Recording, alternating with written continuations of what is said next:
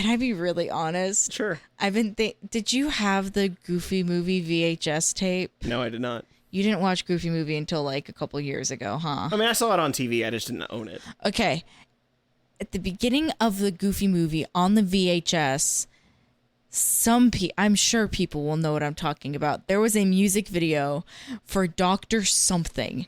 And I, for the life of me right now, cannot remember what the name of that fucking doctor is, and it's driving me insane. I bring this up because I need to take a quick pause and figure out what this fucker's name was.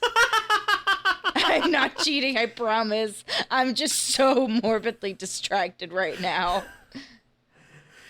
We've been talking about recording this episode for like 2 weeks, and all you could think about is a Goofy Movie trailers. Dr. Looney, that's what it was.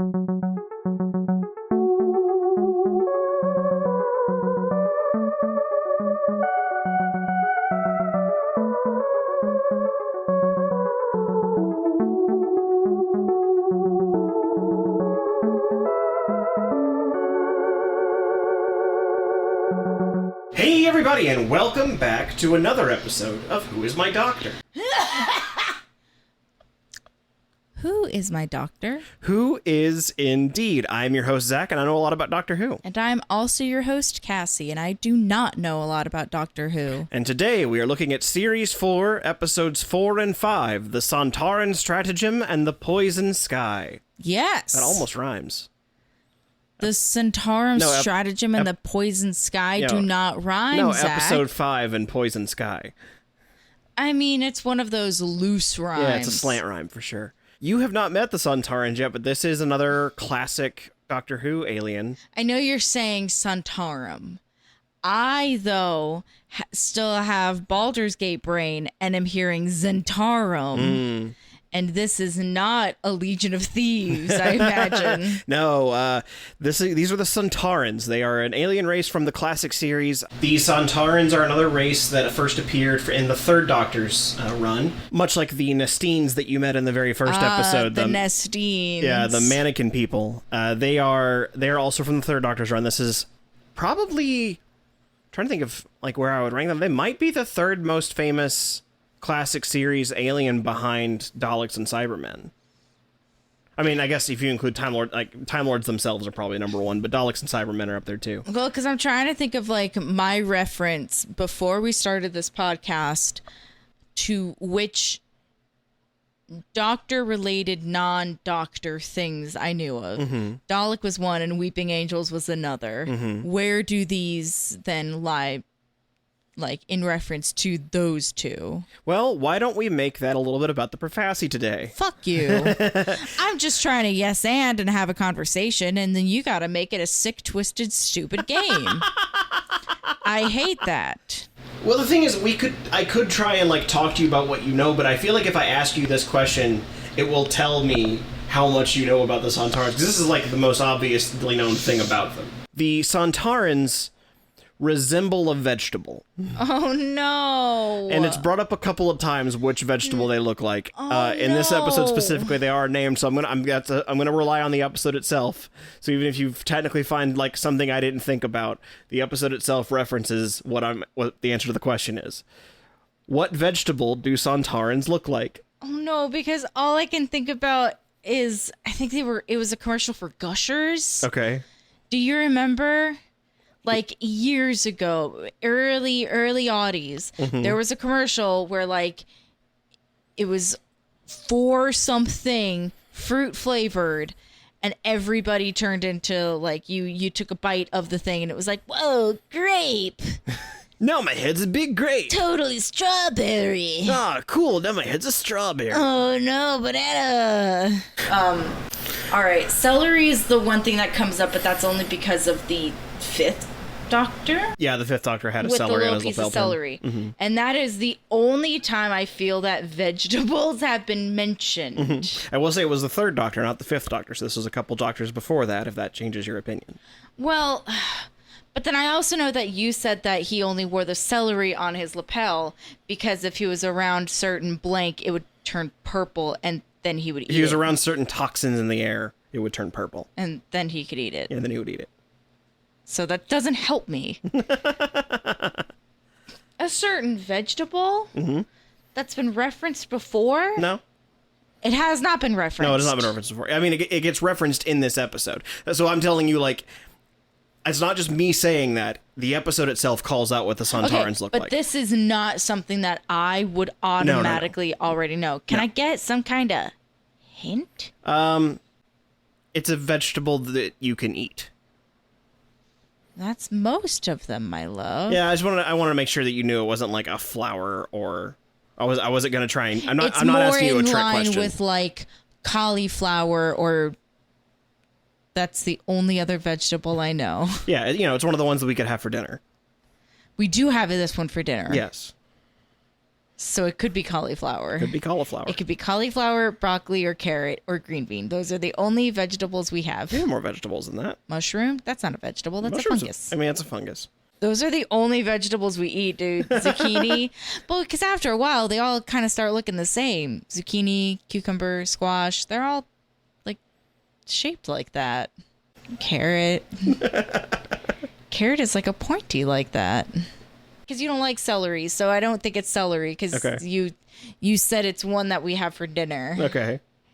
And you said in the past you don't like celery. I don't like plain celery. I'm okay with it. Like on a plate of hot wings. Yum, yum, that's my favorite part of the plate tastes like of hot nothing wings. to me. Like I don't hate it. It's just like yum, nothing. Yum. No, it tastes like water.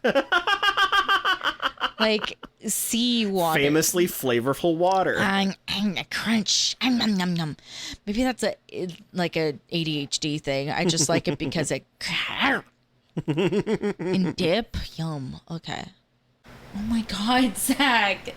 There's too many. Now I'm remembering every vegetable I've ever eaten ever. Peas. You think they look like pea people? I don't know. Now you're just giggling at me, chuckling it up over there. They look like this particular vegetable? They look like this vegetable. What kind of alien would look... Like, I'm trying to think of what of those looks the most alien. That's how I'm boiling it down. Yeah, makes sense. That you could feasibly make, like, a people shape. And you have to remember, they're making it look like... They had to be able to make them look like this in the 70s. It's not just like they could do it now with special effects. I know. They had to do it practically in the 70s. I'm really... Without it just being like... I'm an ear of corn, but it's a full human face in like an ear of corn. I'm gonna go potato. Potato? Alright, so Cassie believes that the Sontarans look like potatoes. Alright, and the second part of the prophecy today is that the Sontaran Stratagem, as it says in the title, is to take over the world using a very prominent machine. What machine do you think that could be? Hi, my name is Zach. I like to come up with vague fucking questions. What do you mean, what kind of machine? Yeah, it's a machine a lot of people have. Now, is this a machine that a lot of people would have had back in the 70s as well? Yeah, actually. Is it the same thing? I mean, I will say, this back in the 70s, they didn't do this plan. But I will just answer your question. Yes, in the 70s, a lot of people had this machine, too. I'm having an existential crisis right now where my brain just keeps going, what is a machine?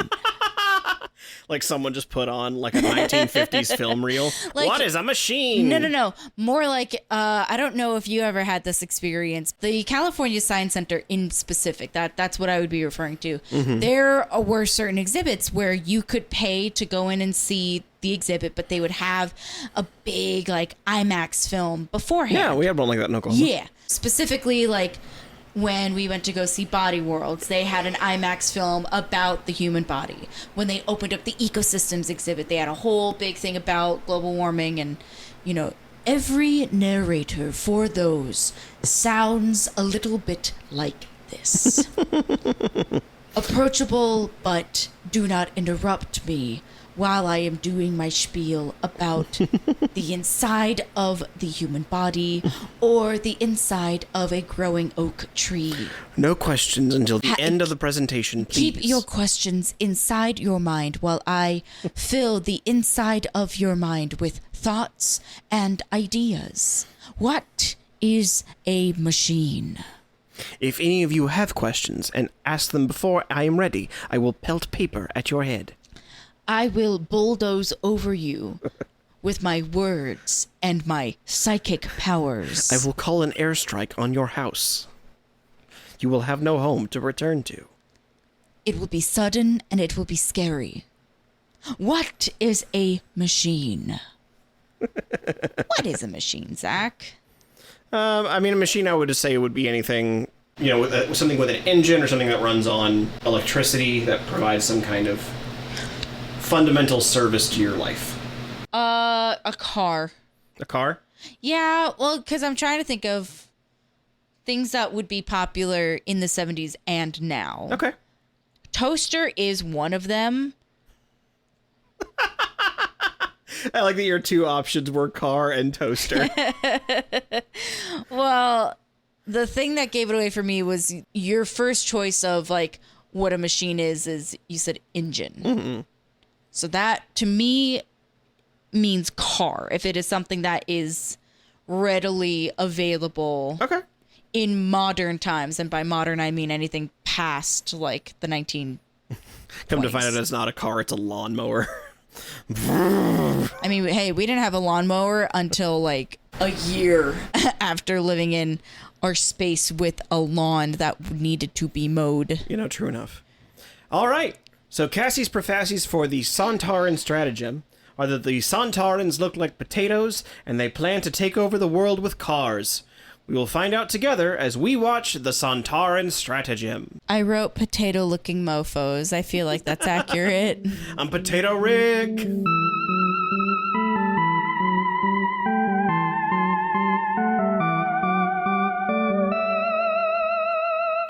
Today's episode of Who's My Doctor is brought to you by Babbel.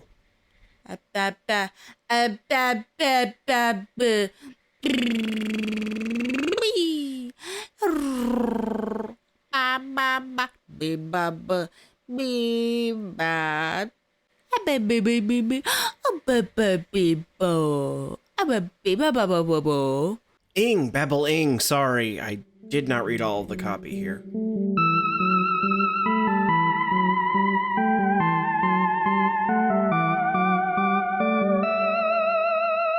And we are back from the Sontaran Stratagem. Excellent! Yes.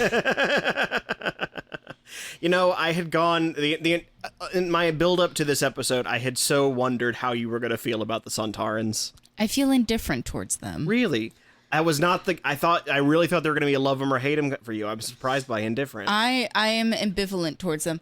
If for no other reason than I think that their suits are very silly. That is true. I do really enjoy the fact that their midsection is all packed. Like it's not even like abdomen because they wraps all the way around their waist. It's just pack. Yeah, there's several packs. And the size of their head suggests that the size and shape of their head suggests that there's no neck, but their body would state otherwise because it's strangely proportionally small for how large the head and neck are. Yeah, they're very like bulky. They're very but not. Like if it looks like they were like they're not hulking bulky. Yeah, no, they're almost like they're built for football. They're small wrestlers. Yeah. Like they're really good at high school wrestling. like a specific 5 foot tall league of football. But they're not like thick. They're kind of built like a Stretch Armstrong. Just with a head too big for the rest of their body. Yeah. They do sort of look like an upside down bowling pin. Okay, yeah. Yeah. But like a small bowling, like one that you would have in like a backyard bowling or one that you would get for children. Yeah, it was so much like, well, when I was thinking about it, they're very silly. Like they've got these, well, one, they point out they look like potatoes. You got a point for that. Baked potatoes. So potato. Yes, you get a point for potato.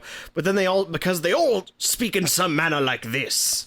I do like that quite a bit. It's a very like, even the guy below, like obviously General Stahl sounds like that, but even the guy below him still sort of sounds like this as well. I he's got see a you've gap taken in off your helmet. Do I also have the opportunity and privilege of removing my helmet? Thank you. It's just... And they're also, they're very male. Like there's a very like They're a species built for war. Yeah. That's their favorite fucking thing to do. The Sontaran's entire thing is that they are a society of war. There's a very like almost Roman like They're very Aries. a very like Alexander the Great style like kind of ethos to them where that really is. And when like I say Aries, I don't mean like astrological sign. I mean like Aries, god of war. Yes. Well, actually, they put it very well themselves. Where there's a part in it where someone goes, he's basically making fun of him for being short. He's like, "Oh, did you get out of school early? You playing Humpty Dumpty? Is that a reference to my height?" Like, I appreciate the fact that they can understand human jokes a little bit, except for when Radigan says that something is cool, and he goes, well, hold on, I wrote it down because I thought it was silly. 'Cause he's like, wow, 52 people dead in 1 second. That's so cool. And then he responds with, is the temperature significant? Is the temperature significant? I love doing this voice. I'm going to be doing it all episode. Okay. But Stahl's response to being insulted is, words are the weapon of women folk. And it's just, they do have like, the guys that are obsessed with like being an alpha.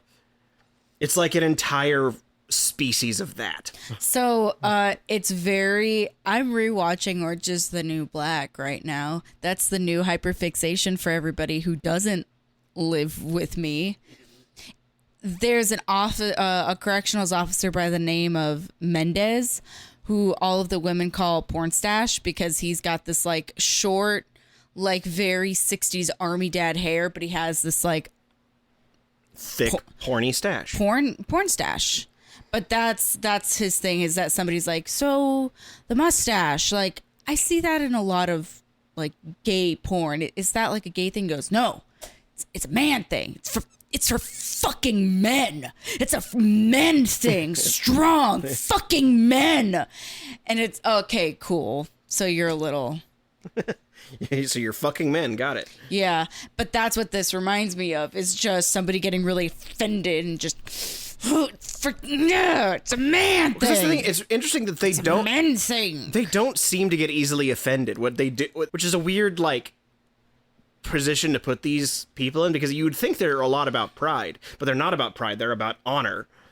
Which it just is a weird like dichotomy of this, like, because it feels like they should be whiny baby men. Well, yeah, because in our modern society, men and being whiny babies are hand in hand synonymous.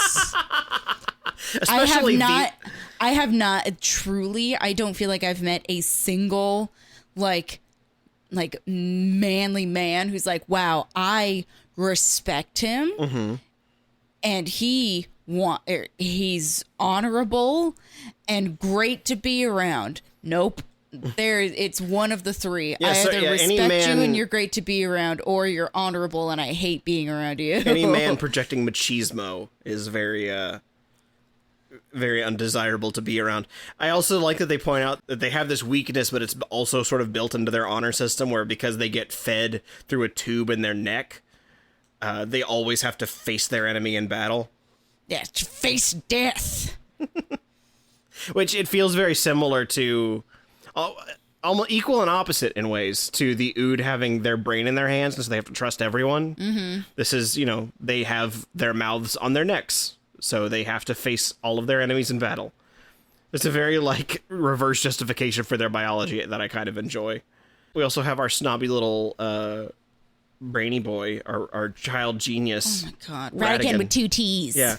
Who, they cast that guy perfectly, because that kid looks like that kind of sleaze. God. The kid who like knows way too much, like brags about it in a way that makes you feel like maybe he really doesn't know as much as he does, but also he clearly does if he runs this like private academy for all the smartest handpicked kids. Yeah, okay, Xavier. More like Elon Musk if Elon was actually smart. Well, it is giving X-Men. Yeah. in that it is specifically a university for like extremely gifted individuals. Yeah. That at the beginning of the episode, we see them tossing out, as a group, they all toss out this journalist that's doing an investigation on them. There is sort of this feeling that they're like his personal army, or like his toadies, I guess, for lack of a better word. And I might add that the journalist was an Asian woman who said her name wrong, but I'll let this one slide. I mean, I wonder if it's said differently because of the British accent. You know what I mean? Like there's just the inflections come out weird. She said it as Nakashima, which would be Nakashima. Mm-hmm. I should know. That's half of my name. I could have been a Nakashima. Who's to say? Maybe you're a Shima, but she's not a Shima. Naka, N-A-K-A, dude. I know, I'm doing a bit.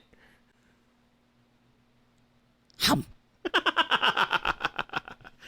As for all minorities getting represented in a predominantly white cast, she gets killed almost immediately. Yep. And killed by her car. Which, another point for you, you are correct. It was cars that they have taken over the world with. Woo. Not toasters. Not toasters. Although that would still probably work if she drove into the river with a toaster. Probably still would have worked if she was driving a Kia Soul. Hey, toaster car joke. And we also have the return of Martha in this episode. It's only been a few episodes without her, so it's kind of shocking to get her back so quickly. It is odd because then I know I had asked the question of how much time has elapsed. I mean, from her last episode until now, I would believe it's about 9 months. Because there would have been the end of her season, then the Christmas special, and then time between seasons. So I believe it would have been about because they 9 said months that or so. Martha's only been gone for a couple of days. Yeah, but Martha left at the beginning of this season, not since the Christmas special. Yeah. Time is kind of weird in Doctor Who. It's hard to say exactly how long it's been, but I would assume it's been at least a few months, given that Martha has gotten engaged. She's engaged to the devil. She says she's engaged to Tom Milligan, which is the name of Tom Ellis's character from The End of Time. Not The End of Time. What a good joke. Bless the Time Lords. Timeless joke. I laughed at it the first time you said it too. Thank you.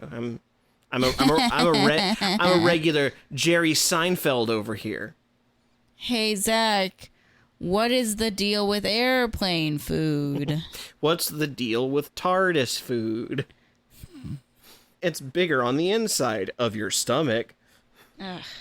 I will say, though, I do enjoy that Donna and Martha don't have the weird, like, companion rivalry that Rose had. Yeah, Rose when Mickey showed up. How she was like Mickey or Sarah Jane. Yeah. Where it was immediately like... I do like that, the Doctor is prepared for that too. He's like, please guys, don't fight. Don't start fighting. And they're immediately just like talking shit about him. No, Martha immediately goes, wow, I know why you keep her around. She's smart. Yeah, or, they do the same thing that Rose and Sarah Jane did, where Donna ingratiates herself to Martha by talking about how David Tennant is just a stick figure in a suit. I missed that. I must have been writing something down. So we got a little bit of their plan here. We saw that their plan is to control these cars they've installed with the Atmos system. The Atmos system stops car pollution. Like the cars don't emit their fumes anymore. However, it's because they've been stuck inside the Atmos system itself to poison the atmosphere. As you saw at the end of that episode, where the cars are shooting gas into the air. Very, like, thematic, cool, theatrical gas. Very visible. Very clouds from Mulan. Yeah, because, I mean, you would assume that it would have to be CO2, which CO2 isn't visible. Yeah. Generally speaking. And then it just ends with the Doctor standing in a neighborhood slowly filling with gas, being overwhelmed and overstimulated. Yeah, while Wilfred Mott is in the car being choked out by the gas in the car. You gotta fucking get him out, yeah, buddy. You gotta get the cool old man out of the car, man. Yeah, he's a Doctor ally. He's an icon. He's an ally. He is the moment. So, why don't we get into the Cassie Profassi for the second episode, The Poison Sky? Because we are at a pretty momentous occasion where I have 50 out of 90 guesses correct. Wow. Yep. So we're getting really close to your 100th Profassi. Wow. What do I get for that? Like hopefully a point. But like a treat? Do I get a treat? And when you get your every 50 Profassis, I have to bake you a cake. Or every 100 Profassis. I was going to say, we're past 50 now. Or no, we're at 50, correct, buddy? Yeah, I guess that's true. I guess I got to figure something out now. Woo! Well, we'll figure that Cake time! Woo! All right, so the first Profassi is a little dark because one of the human characters in this episode dies by the end of it. Oh, no. Oh, no. For your first Profassi, who do you see dying by the end of this episode? Oh, no. If it's Wilfred Mott, I'm suing. Radigan. You think Radigan's the one that dies at the end of the episode? I do think that Radigan dies. All right, so Radigan is the one that dies. Or Martha, because her life is like doing really awesome, and that would just be really tragic and sad if she just KOs. Yeah, that would be very sad. Oh my god. Radigan feels the most likely, though. Okay. But so does Martha, because she's engaged now. Her life is doing pretty okay. Her family's... Well, if you're going to think about Martha, let me ask you the second recovering. Profassi, and maybe you can come up with the answer for both. It's... At the end of this episode, does Martha keep journeying with the Doctor again? Or does she go back to her normal life? Oh man, I don't know, bro. Because if my guess is that she's dead, she can't do any of that. Yeah. So I mean, if you want to say she's dead, the answer to that would be no. She doesn't keep journeying with the Doctor. Yeah, but also I want to see Radigan die. He's a brat. I thought all this time you liked brats, just not rich brats, I guess. Ugh, no. Eat the rich, not eat out the rich. I said eat out the rich, Zach. I said eat out. I said eat out. Because if this was like dramatic television, like competition TV, the second that somebody starts talking about how much they miss their home, that's the episode they're going back, honey. The second somebody's like, I miss my mom, like in the confessional, like when they do the, yeah, they're going home. That day, that episode, they're gone. So if you follow that logic, because Martha's life is like going well, she's doing good, that means she's gonna die. Okay. I think that has to be my answer, because Radigan feels a little too obvious. Okay. I do think that there is a good chance that I am correct with him and that he does end up dying, and that I'm saying all this stuff about Martha and it turns out she's actually A-okay, and she's gonna be Are you with us talking for yourself like back into Radigan? another 2 or 3 episodes. Well, I'm trying to like peer through the veil and see what I can see. I'm trying to tap into my long legacy of being a Cassandra. She has to run into her mind palace and discuss with the other Into Cassandras. my temple, into the other temple of fellow Cassandras. There's only like 4 of us. Most people don't show up to the meetings. No. I think that Martha... I think that is more cinematic and Okay. interesting if she... I will also remind you this is only episode 5, if that impacts your opinion. Of this season? Well, yeah, but I also know that Donna isn't. She sticks around for a while. Yeah, they do have that whole moment where Donna's like, I need to go home. And the Doctor like gives his big emotional monologue As the camera slowly is zooming in on both of them. Yeah. Oh, it's been great. You've saved my life in so many ways. Like, Doctor, you've been on like 3 journeys together. So many ways. I wanted to show you so many things, but thank you. You mean you're going home for a visit? Yeah. It's a good moment. Really makes fun of like the melodrama that is the Doctor. Yeah. Because my three choices are Martha, Wilfred, or Ratigan. Mm-hmm. Ratigan feels the most likely, but I think Martha's more interesting because then the second question is like a trick question. What does she do? Nothing. She's dead. So we'll go with that. I know that they're both wrong, but I want to get this ball rolling. All right, so the Cassie Profassi today is that Martha is the human character that dies by the end of this episode, and therefore she will not be continuing with the Doctor at the end. We will find out together as we watch The Poison Sky. Execute the Poison Sky! All right, Alan Tudyk. Calm down.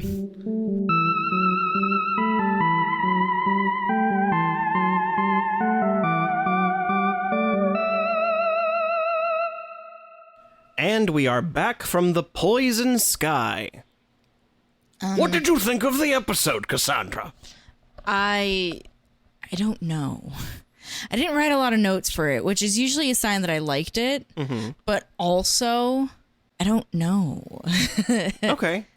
Like this one is leaving me feeling a little bit mixed. Like it wasn't a Dalek episode, that's for certain. Like, I don't know, it's just very formulaic, I suppose. I don't know if formulaic is the right word, but there's definitely just like it's very like there's something going on. The aliens are coming. The aliens take something that the Doctor really loves and cares about. Mm-hmm. And then second part, so the Doctor has something taken away from him, something he really loves and cares about. Mm-hmm. And then the next episode, shitstorm starts happening, baby, and the Doctor doesn't have a way out of it, but he figures out a way out of the thing. It's a very, I guess, safe story, especially compared to the last few we've had. Yes. Like, we had the Fires of Pompeii, which is about, like, Donna making a moral argument to the Doctor. Like, the stakes are so high. Yeah, and then you get Planet of the Ood, which is, sort of a slow burn leading to a climax of body horror. This one is just a pretty standard alien invasion. Yeah. Like, there's some fun ideas in it, for sure, like the fact that they have... It's not just the aliens invading, the aliens have, like, a human compatriot who's Luke Ratigan, a child genius who has basically helped poison the world because he believes that they will send him... A child genius. That kid had 5 o'clock shadow the entire time. Well, he's a grown person now, but he's been a genius since he was a child. Yeah, okay. He was somewhere between like 15 and 37. But, they have this human compatriot who's helped them because he thinks that he will become basically king of the new world. What was it? Earth 2.0. It was, Ratigan Land. I think they said Cantor 36 or Cantor 26. I'd like to think of it as Earth 2.0. Yeah. Because, the Doctor even calls it out when he first walks into the room that he's got, artificial gravity and terraforming and all these things that, you could probably make a whole new planet with this, huh?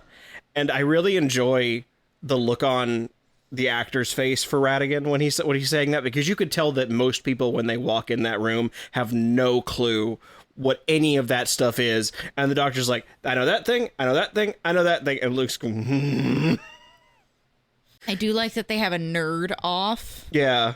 And they continue having a nerd off, and the Doctor comments on like, the burdens of being clever.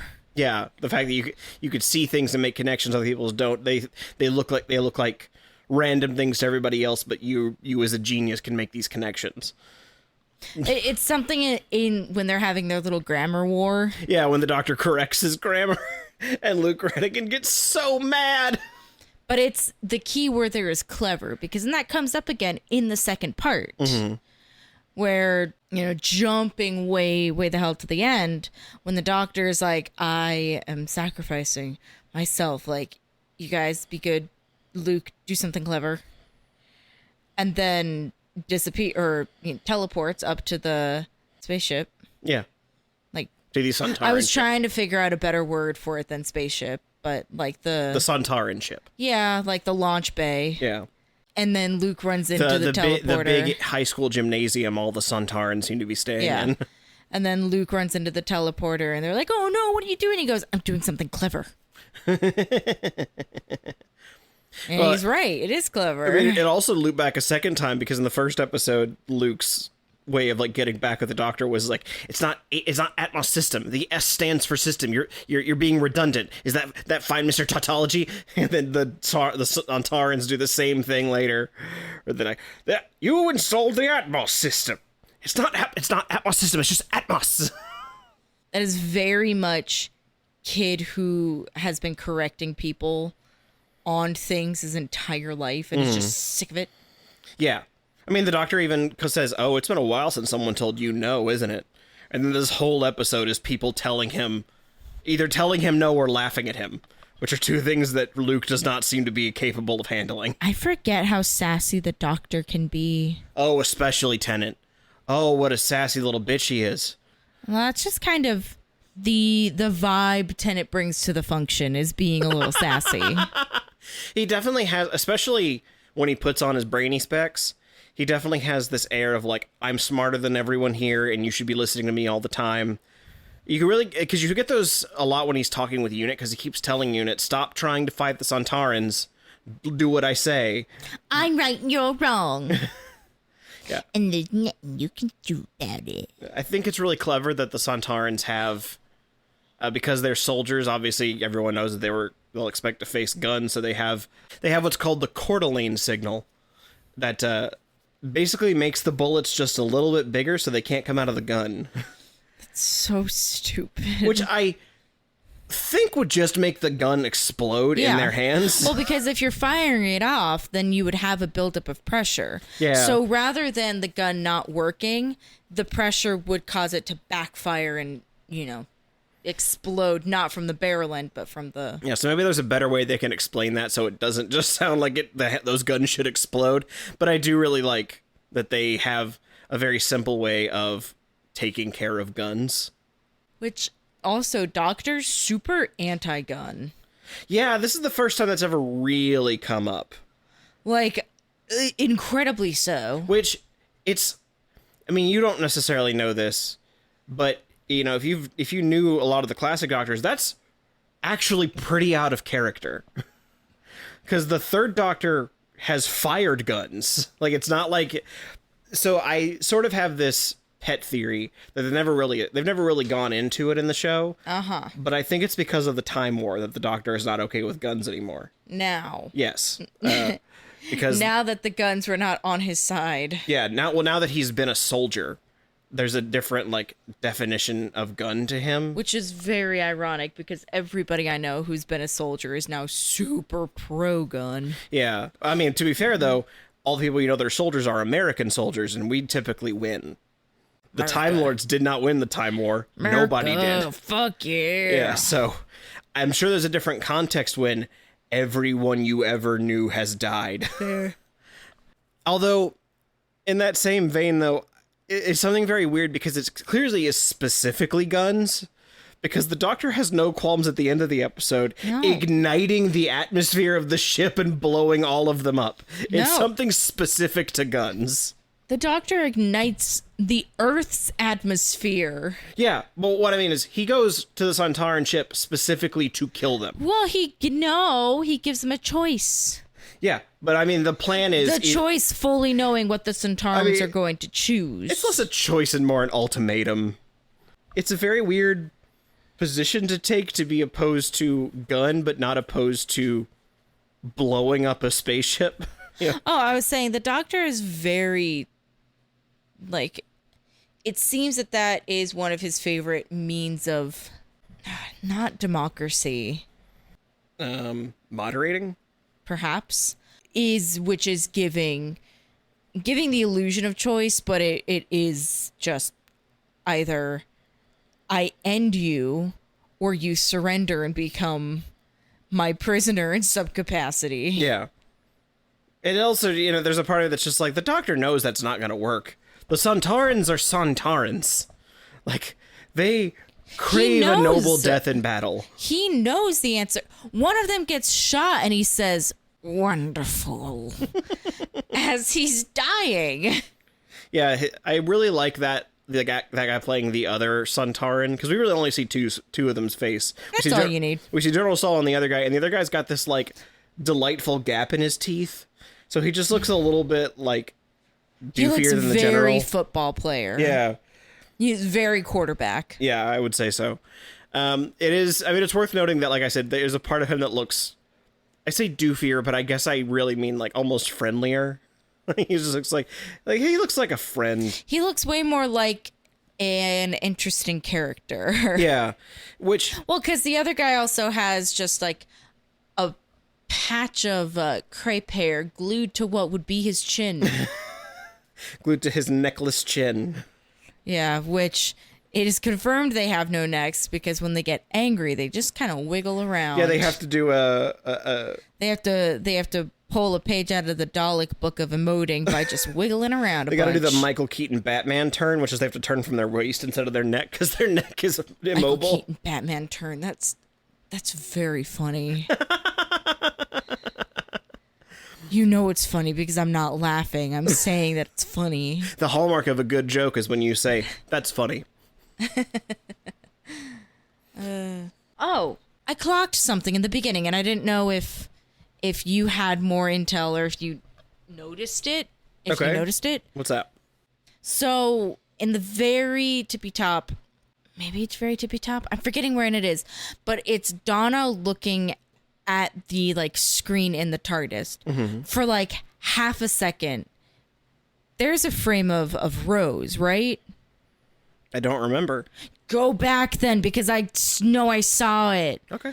Because we saw Rose in the first episode with Donna, because that's the blondie that she's talking to. Was it the beginning of the second episode or the first episode? Second episode. Okay. Right? That's very clearly Rose saying doctor. Yeah, it really is. And can I tell you something? I've never caught that before. Really? I don't know what it is. I don't know if my brain just like filters those couple of frames out. But we went back and watched this, and I have never caught those frames before. That's wild to me. That you caught that on your first shot. I've seen this episode probably 4 or 5 times. I've never caught that. Genuinely. Or if I have, I didn't remember that I saw it. Well, yeah, because now after watching it back 3 times, that is very clearly Rose saying doctor. Yeah. Which I gotta wonder what that's about, huh? When you were I'm smart. I caught something you didn't. You absolutely did. That's a really cool catch. I mean, I like that they put that in there, because it's not distracting from the plot, but it definitely adds a little bit of intrigue. Well, because now at this point, I haven't seen her now in any other instance, so this means that now we've seen two instances of Rose popping up. Yeah. When she is supposedly trapped in another dimension. Yeah. On Pete's World, my favorite theme park. One thing another companion we can talk about that you actually finally get a little bit more meat off of is Wilfred Mott. Yeah. Everyone's favorite grandpa. He's Wilfred so Mott. Supportive. He really is. And like it's so like unwavering too. Like there's never a moment where he questions the doctor, but he's so happy that Dawn is happy, and he also thinks it's so cool that he's an alien. At one point, the doctor shakes Wilfred's hand, and he goes, "Alien hand." Like, it's, especially since Donna also seems to have kind of a crappy mom. Not crappy, but just a little overbearing, a little judgmental. Especially since now we've seen Martha's mom being a little overprotective and getting involved in places where she shouldn't. Mm-hmm. And then Jackie, who's also a little overbearing. Yeah, this show's got a real problem with moms. It's just really nice to see a parental figure who is unwaveringly supportive. Yeah, there's that really nice moment at the beginning of The Poison Sky, where after they finally saved everyone, Donna like runs off to go help the doctor, and her mom is like, "Get back here! You're not safe!" And Wilfred's like, "No, go! Don't listen to her. Go. Yeah. We're fine." It's very funny because when I think about Wilf, and I think about Pete, and then I think about Martha's dad being the one that says, "Is there someone else there?" Yes! Just run! That's me! This show seems to have a real problem with moms and a real favor to father figures. You say that, but also fear her. That dad was bad. That was a bad dad. That was a bad dad. So he was so bad, he was art in a closet. He was just a scary man voice. He's just a scary man. But even that mom was kind of like not the best. Hey, Zach, I think this show hates women. I don't think it hates women. I think it's a trope that they accidentally fell into multiple, because you need some sort of conflict to make characters interesting. Like that's and like it's more, or not more interesting, but it's more relatable if the daughters have issues with their mothers, because that I don't know very many people that have genuinely awesome, wonderful, healthy relationships with their moms. Yeah. Like, every daughter does love her mom, and there's always a part that's like, that's my first friend. I can't ever be truly angry or upset with her, and I will always forgive her, but also... Like, also cannot stand her. Yeah, like it's very rare that you find somebody who's like, oh my God, this woman is my absolute everything. Love her, do everything with her, says no wrong, does no wrong. So it's a little bit more relatable to have a more antagonistic relationship between mother and daughter. And it just so happens that every companion that we've seen up until this point has been a woman, therefore has a tumultuous relationship with her mom. Yeah. I mean, when we get to the men, we get like Mickey, and there's as far as we can tell, there's no parents. Well, there's just grandma. I was gonna say, on the contrary, I will say that's one nice. Mickey's grandma, she's a real winner. So far, grandparents are for the win. We only have the two examples, but we're building a case here. Well, I'm also, we're talking about this relationship between mothers and daughters. I'm remembering there's a comedian. I can't remember her name, so editing Zach put it in for me here. Her name is Jen Brister. She is a British comedian. If you want to find out more about her, you could find out on jenbrister.co.uk. She is very funny. Go check her out. Where she had said that the relationship between mothers and daughters is very different from mothers and sons. For mothers and sons, it's the mom's always like, Mommy loves you very much. You don't have to do anything. I'm going to take care of you. I'm going to love you. Everything's going to be wonderful for you, my sweet little baby. And then the relationship between mothers and daughters is, you look fat in that. I can't say that I fully understand that, because I do not have human children of my own. However, I do have cat children. Now, I will say I love them both the same. Each one of my cat children, I would do everything and anything for. Monty, oh, my sweet boy, just want to squeeze him and love him, and he pees on my stuff, but that's okay. He's just anxious, and that's what he needs to do. Bailey barfs on my new rug. She's dead to me. I hate her. You follow her around going, you're a fat little baby. You're a fat little baby all day. You chunky little bitch. You cut to, oh, look at her right now, licking herself. So sweet, so cute. Just wants to be a part of it. And also, she's not chunky because she's so old. She needs to eat more. But when she eats more, she barfs. And then she barfs on my rug. But the point that I'm making is, like... And thus the cycle begins anew. It's way easier for me to be, like... It's way easier for me to be kind of mean to Bailey, because I know that she will always come back. And not mean, and and I don't need to explain myself to anybody. I love my cats very much. I'm mean to her with words, not with actions, because that would be horrible. And she doesn't speak English, so she doesn't know. You heard it here first. You can insult people who don't speak English. She's not people, though. She's a cat. I even think that you could expand it upon the relationship between women and the relationship between men and women. Because, like, my female friends, oh, man, it's hot and cold. I'm in hot water with every single one of them. That's not a fact. That's the worms in my head that are being terrible. My male friends, though, I know we've got each other all the time, always. I don't need to check in on them. We're good. Because I would say the quantity of, like, very good female friends to very good male friends is pretty equal for me. But again, all of the female friends, I'm like, Oh no. If you don't talk for a few days, you think they hate you. Oh my God, they're mad at me. I know it. The boys, though, some of them I haven't talked to in months. We're good. We're fine. I mean, I will say the show does get better about that. There are plenty of future parental figures that are positive. It's not all, even like women too. It's a nice. Right now, it's just, I think, a trope they've accidentally fallen into in the pursuit of making interesting, dynamic characters. Yeah. I don't know any other shows by Russell T Davies, so I can't really say if that's a him trope or if it's just where he fell. Do you think Russell T Davies has mommy issues? I mean, I wonder. There's a part of me that because he's a gay man, I wonder if he just generally has a part of him that wants to write men more affectionately. Because that's where his. Well, that's where he finds affection. We were discussing it earlier with the Sontaran. Mm-hmm. Sontaran. The Sontarans. Yeah. That they are the, like, epitome of male machismo, but with honor. Yeah. So, like, them aside, the show also does like to showcase men being more complex and not as one-dimensional, or even if they are a little bit more sensitive.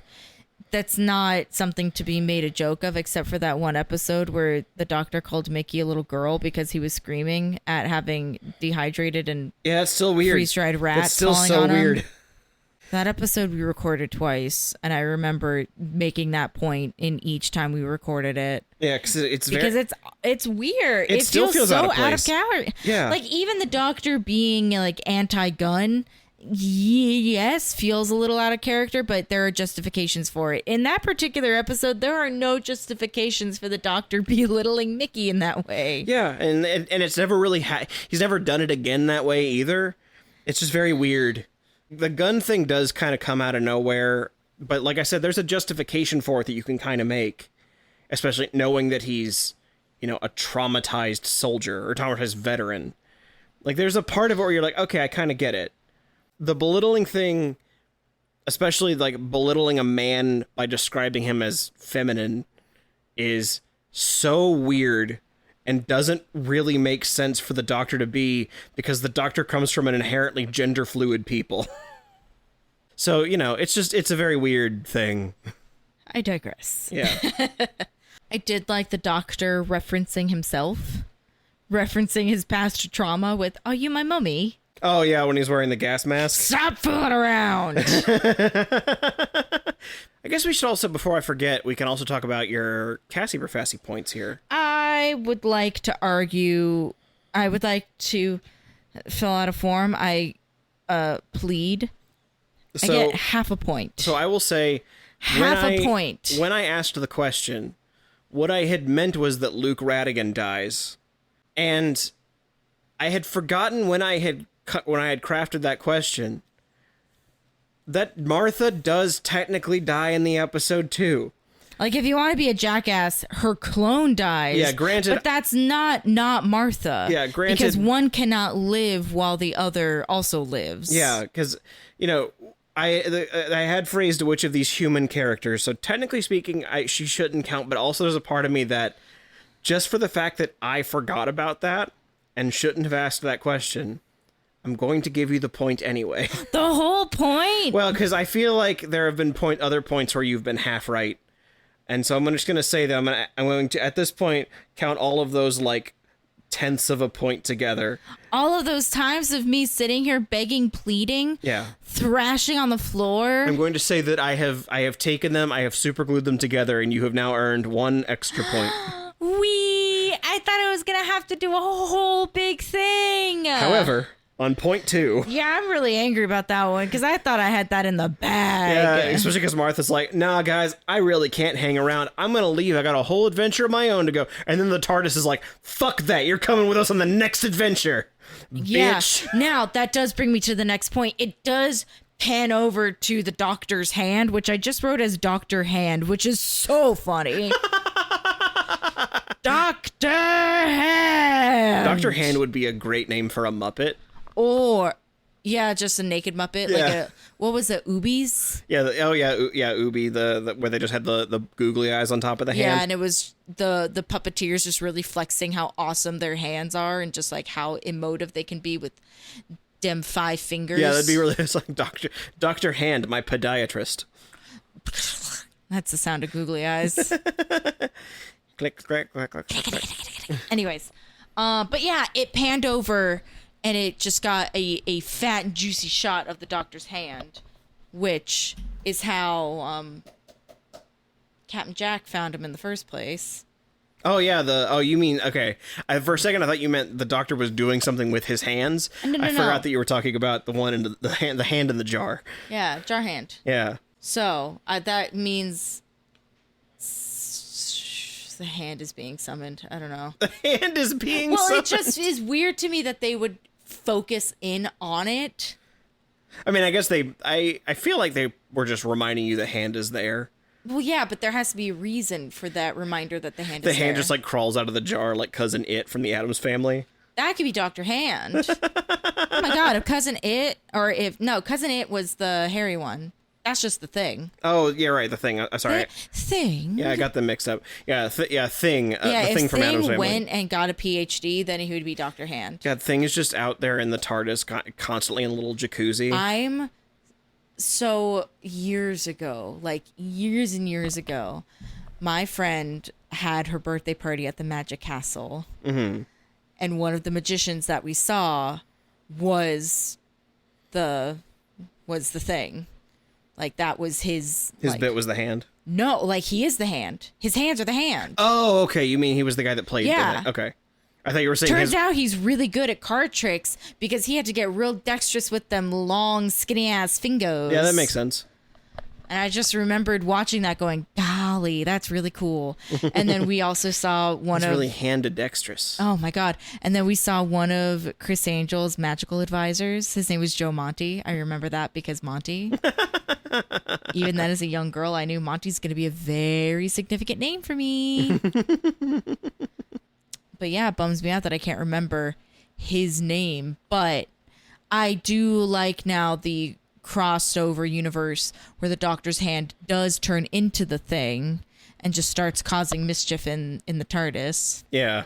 The Doctor would love having an additional hand, though. What are you talking about? Yeah, he really would. I mean, yeah, that's why he has the sonic screwdriver, so he can reach things. It's like, someone with like one of the grabby hands. Oh my God, one of the dinosaur. I was thinking like the more utilitarian little claws. But the ones for like people in wheelchairs that need to reach up high up things. Yeah, exactly. Not the cool clackety clack ones from the zoo. I mean, those are the same thing. Just one of them is for much cooler old people. Clackety clack ones from the zoo, huh? I really like that they showcase that Donna and Martha. I mean, Donna and Martha sitting in the TARDIS. Mocking, the Doctor. First comes laughing, then comes laughing some more, then comes laughing at the Doctor and his whore. What? First comes pointing, then comes laughing. First comes pointing, then comes mocking, then comes something in a stocking. It really got away from you there at the end, huh? Yeah, I wasn't prepared for this. Yeah, I really fine. I like that they really showcase that Donna and Martha have different skill sets as people. Oh yeah, Like they're both intelligent, and so they wanted to make sure that he didn't accidentally make Martha seem like being a doctor is the only way women can be smart. Because they showcased that Donna has this moment where because she's a temp, she knows how to read business files, and so she points out, hey, none of the workers here ever have sick days. I really liked that. Yeah. As somebody with like menial skill set, where like I could make a mean cup of coffee, sure. I don't think that that's a useful skill. So when I see other people that also have seemingly useless skills say, hey, yeah, I since I was a temp and I worked in an office for so many years, I noticed something a bit unusual and odd, that one of these files was completely empty. Yeah, it's one of those, And it's the like, I don't know why it's empty, but I know it's important. It's her saying it's a sick file. Nobody here gets sick. Instead of doing the like dumb Midwestern girl bit. Yeah. I don't know who does that. Gee whiz. That doesn't sound like anybody I know. You know, the Doctor pays a lot of lip service to the idea that ordinary people are like remarkable in their simplicity. Well, that's his whole reason for loving the human race. Yeah, but what I mean is, like, we hear him say that a lot. This is one of those times where the show actually shows that. They don't just, like, sit there and, like, repeat, like, being ordinary is so nice to really be. Humans sure are incredible. Look at everything we can do. Yeah. So there's a part of it where it stops, where it doesn't feel like the show is bullshitting you by saying that. Because I think it's really easy to be cynical when the Doctor's like, every ordinary person's important. And you're like, I don't think so. Yeah, but you're also an all-knowing, like, all-powerful being. Yeah, so... You can control space and time. Like, you can't be sitting here telling me that I'm special when I don't have a magic flying police box. You're wearing a coat from Janis Joplin, dude. Oh, yeah, he is, isn't he? Your Converse stay that same kind of old forever. If you ever notice, the Doctor's Converse, they don't seem to wear down. Ever at all. He's got magic shoes, bro. Either that or he's got so many. He's got a pair for every day. They're also red, so that leads me to believe that it's just like the Wiz version of Dorothy's shoes. Did you wonder if because he's wearing Converse, the implication is that David Tennant's Doctor skateboards? I just thought the implication was that David Tennant's Doctor is an all-star. He's got to get his game on. Go. Hey. But yes, the next adventure will have Donna and Martha again. And the next episode is also titled The Doctor's Daughter. Yeah, with what I could surmise from the thumbnail. Is that Kristen Bell? It's not Kristen Bell. Okay, it do be looking like Kristen Bell. She is someone of importance, but I will tell you all about that on the next episode of Who Is My Doctor? Nobody else saw it, but I feel like you could hear it. Zach just stuck his little hands up in the air. Like somebody holding a fat little raccoon. I've been doing that since I was a kid. It was really cute. It was really cute. No, I mean, I'm not even like protesting it. I've legitimately been doing that my whole life. Jazz hands. Yeah, my mom likes to joke about the fact that when I was younger, when I wanted to like say something, I would walk into a room and like gesture grandly to the ceiling, like I was making an important your little announcement. Foot goes with it too. It's incredible. Anyway, as I was saying, we will talk about why she is important on the next episode of Who Is My Doctor? Hey, Zach. Yeah? Who's my doctor? Who is indeed? Good morning, good evening, and good night. If I don't see you. Yeah, wait, fuck. Oh, my phone, it's gone. Whatever, we'll do it next time.